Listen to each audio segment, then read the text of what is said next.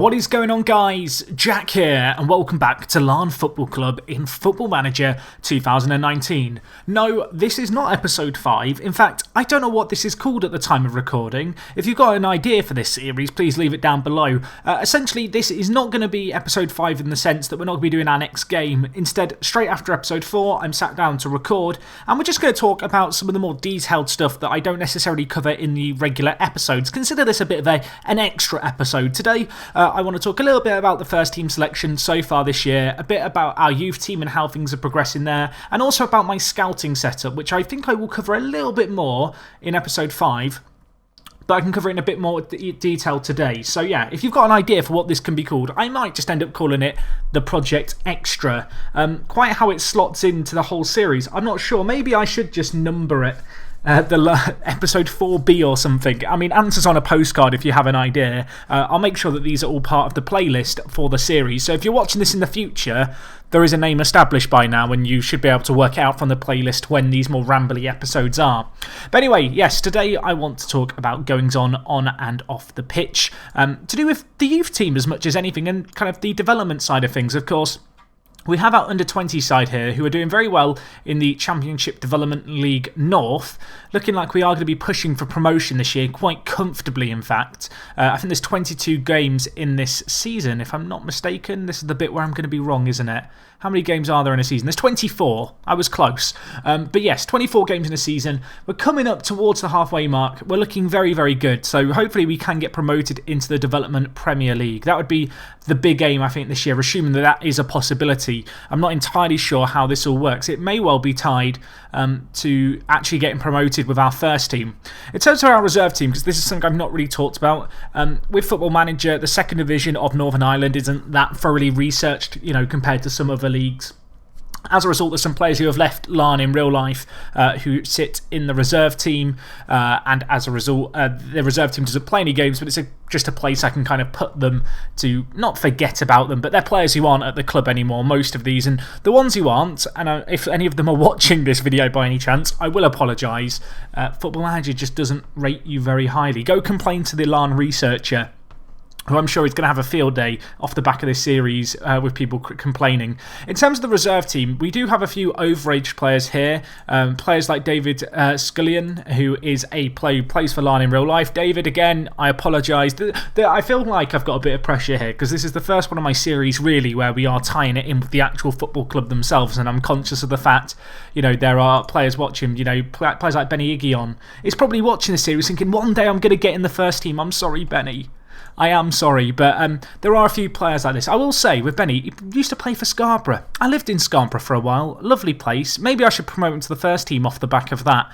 I feel like that isn't a good enough reason to promote a player.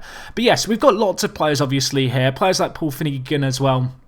A good player who I have no doubt is very useful to Larne in real life, but for me, he doesn't really do anything that we don't already have in the first team at this point. Of course, we did go, I don't want to say we went crazy signing players. Obviously, when you look at our first team here, it looks like there's loads of players, but you have to remember a lot of them are available for the reserve team, and we very much have them here training just with the first team to hopefully get some of the professional personality wearing off.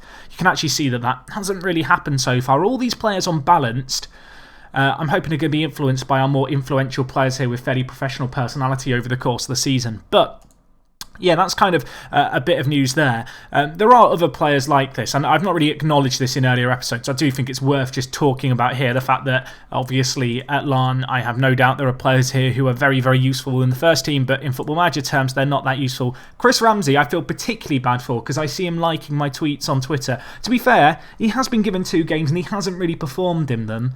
He's not really improved either, but he will get a chance, I imagine, over the course of the season. He's still a very good player in our team. You can just see, when we compare him to other centre-backs in our team, he's 7th best, and that goes behind players like Alex Evans, and even players in the reserve team who I've never really talked about, like Nathan Baxter here, who we definitely will talk about, because he has been called up a few times to the Holland under-19s team, but is yet to make an appearance for them. But anyway, that's just a little bit of admin work out the way. In terms of the reserve team, obviously that's full of players that we don't really use. In terms of the under-18s, you can see there's players here who are mostly regens. Of course, if you don't know, Football Manager produces fake players as you go forward into the future due to licensing and legal reasons. You can't have, the under-15s, under-14s, under-13s, etc. teams all properly done in FM, so you've generated players the way it does it. And of course, on top of those generated players, we signed a lot of players over the summer. When you look at our kind of under-20s team here, obviously they're the big earners here. A lot of them are players who are considered first-team players. Players like Romario Vieira, very much getting rotated with Sul and obviously his compatriot and Stewart in the centre of mid department. Both of these guys, though, I have them available for the under-20s because they are able to play for them. In terms of the under-20s rules, you're allowed, I think, 5 first-team players over the age of 20 in the squad, so there's a little bit of flexibility there.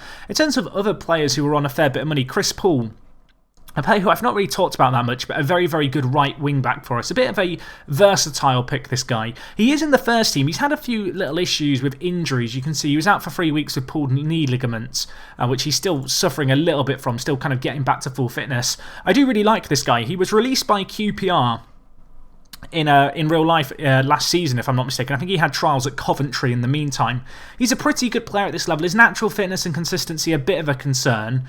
I'm hoping that he's going to stay fit now because I feel like he could be quite a useful player for us, but his wages are quite large.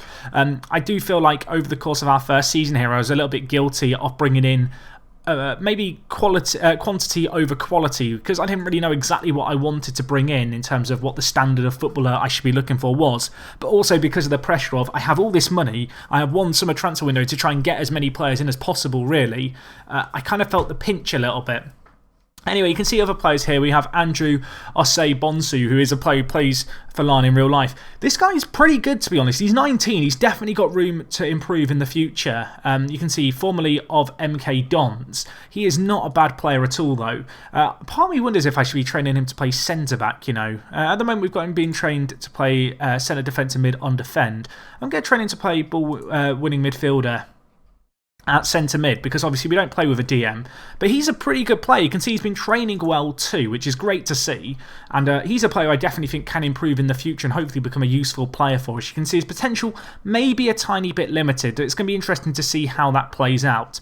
Other players here, some of them I've mentioned in previous episodes. We've got players like Liam Edwards at 19 years old. Looks like he could be a pretty good striking option. Alex O'Hanlon, a player I've not really talked about too much, formerly of Liverpool.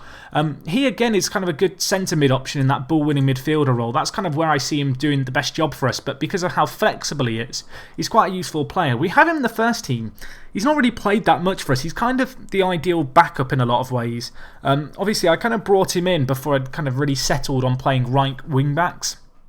If we just look at him as a wing-back, I feel like he might actually be semi-okay in that role, and I'm now wondering if I should be training him to play wing-back. If we just have a look at wing-back on attack, which of course is what we can play. He's okay though. His stamina may be a little bit lacking, but he's still a good backup player.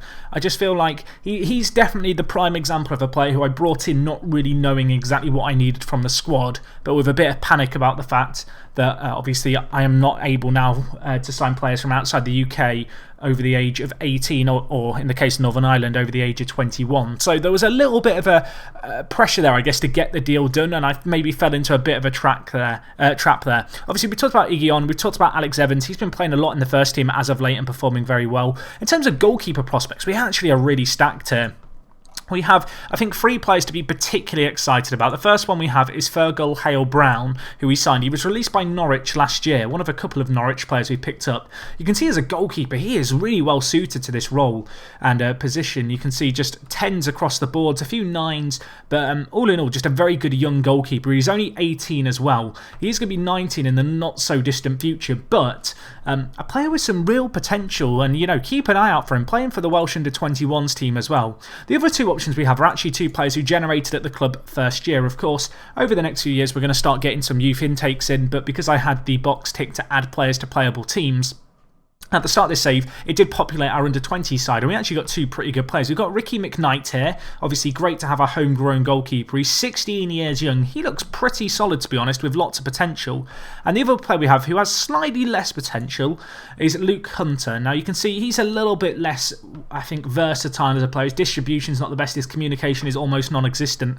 But he's got room to improve. He's lacking a little bit in the current ability department. But, you know, he's got time to improve. Obviously, you can only play one goalkeeper in a football match, so I'm not too concerned as long as one of these three goalkeepers really develops into a first teamer for us. I am particularly excited by Hale Brown because I've seen him last year in FM turn out to be pretty good.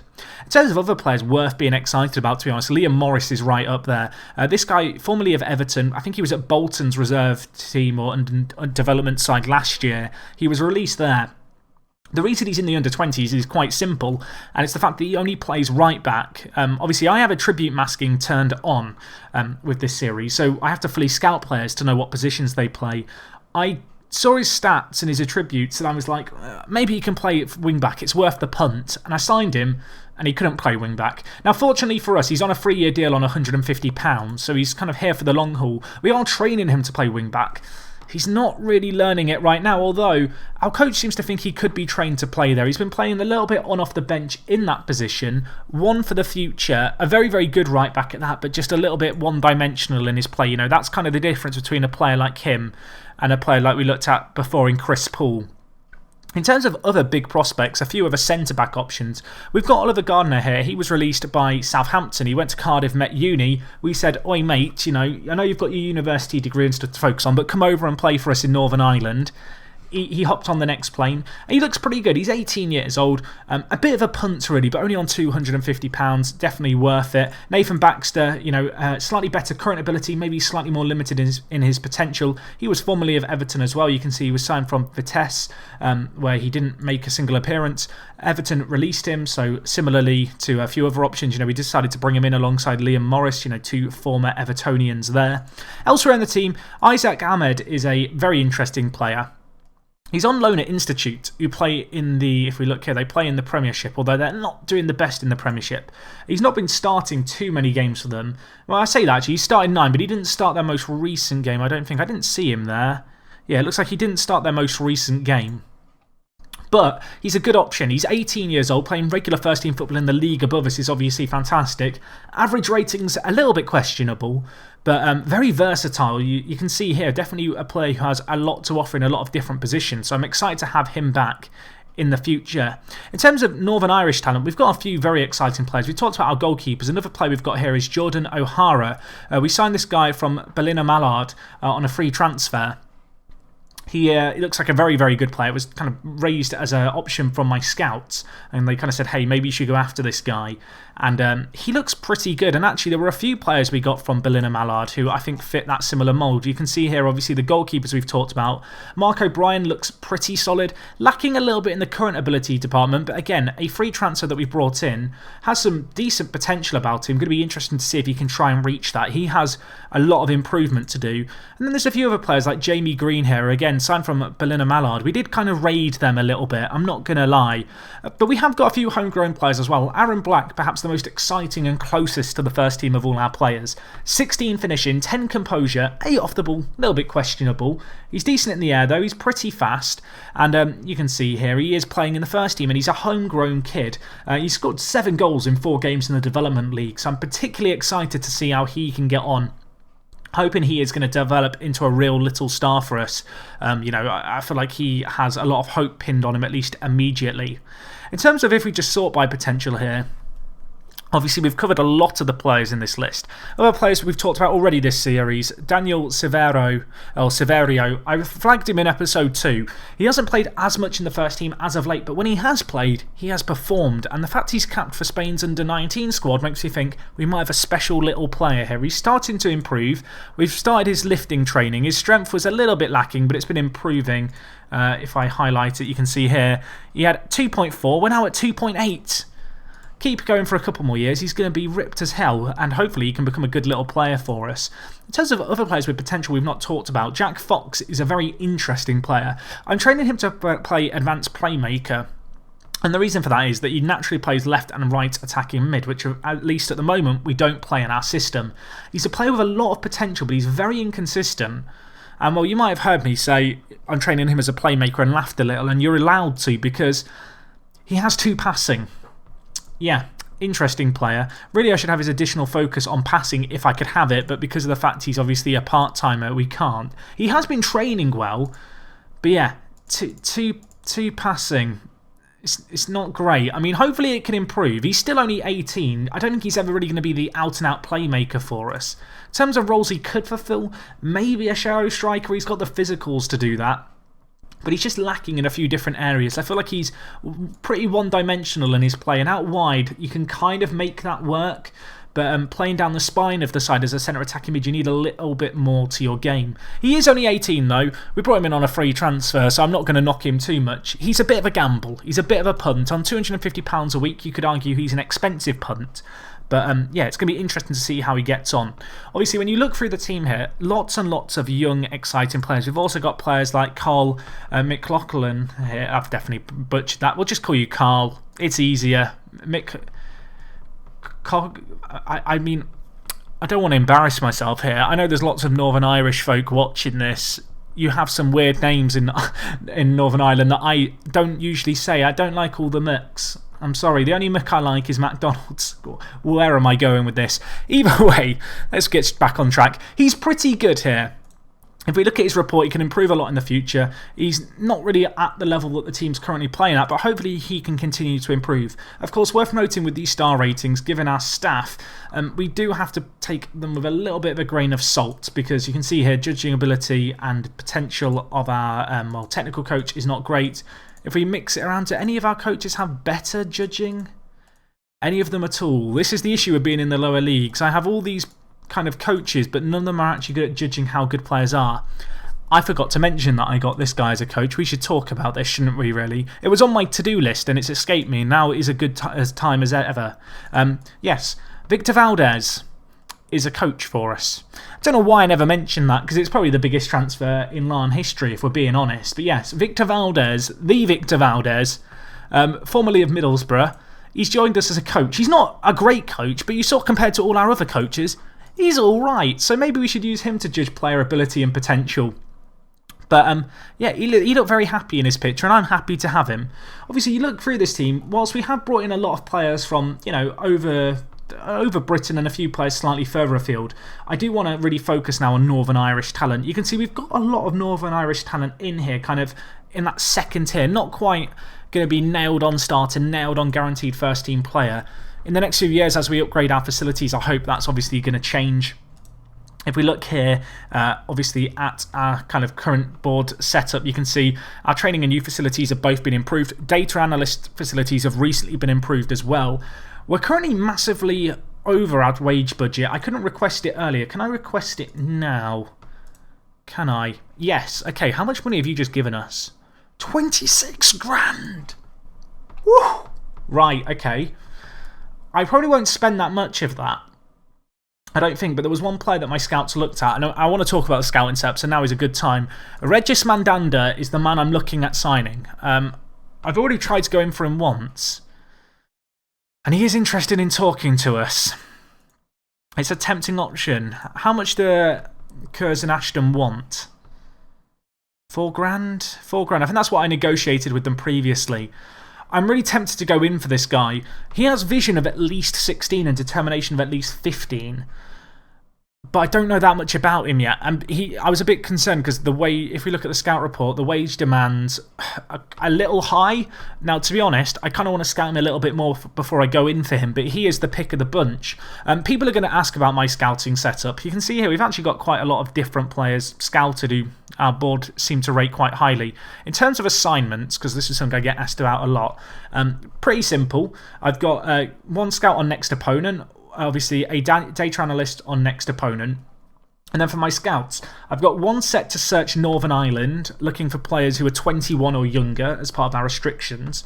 And then the other two, or rather other 3 scouts, I've got just set to search in the whole of Northern Ireland and Ireland and the UK. So these guys have been looking kind of here, there and everywhere. You can see a few players who I asked them to scout. Players at Hansbury, you might recognise him. He was previously at Lewis FC, I think, with us a few years ago now. But yeah, over the course of these scout reports, we've kind of had these scouts going out, looking at players that they can find. You can see they were looking in the Vanarama North and South. But this guy we just talked about was really the pick of the bunch. Regis Mandanda was the man who was kind of flagged up. You can see our scouting team found him and recommended him to us. In terms of what he offers us, he looks like he's going to be a very good playmaker based off his vision. But the thing that jumped out to me was, if you look at the team that he plays for, Curzon Ashton, he's considered their key player. That would be impressive on its own in the Vanarama National League North. What's more impressive is, if we go to season preview, he's in the star, kind of the best team in the league at 17. None of these other players are regens. I had a look at the Vanarama League South. There was no other player like him. I really think he might be worth a punt. Now, I'm going to scout him a little bit more before I go for him, but there is a chance that now that we have some money, very kindly thanks to the board, I might well go in for him. In terms of our assignments, though, I'm not doing anything too interesting. You could see that I'm just really sending my scouts to look through the whole of, well, the UK, basically, for players who fit our quota, because we need to sign, or rather, we need to scout lots of kind of young, exciting talent. You can see the kind of teams that we've scouted and stuff. We've been all over the shop in Britain trying to find players who fit our mould. And to be honest, it's worked pretty well so far. Now, obviously, our scouts' judging ability and potential isn't the best, so I have to be a little bit cautious. And because we've got a tribute masking on, I'm not being as kind of crazy with the players that I go for. But if we just search here by recommendation, there's some pretty exciting players here. And certainly some players worth, keeping an eye out on going forward. You've got players like this guy, Andrew Morrison, playing for Cliftonville. He is 18 years old, and our scouts absolutely love him. Obviously, I still do set manual scouting missions out. You can see if we look at the under-19 side, I've had my scouts scouting this out. Kevin McGrath looks like an exciting player. Plays for Ballymena United in the league above us. If Fuad Sul, if I can't renew his contract, I might go in for this guy as a ball-winning midfielder for us and see if we can get him. He's 17 years young. He looks very, very good. You can see we've fully scouted him. I've spent a long time scouting him because I do rate him quite a lot. He's valued at 2k, compensation of 80k.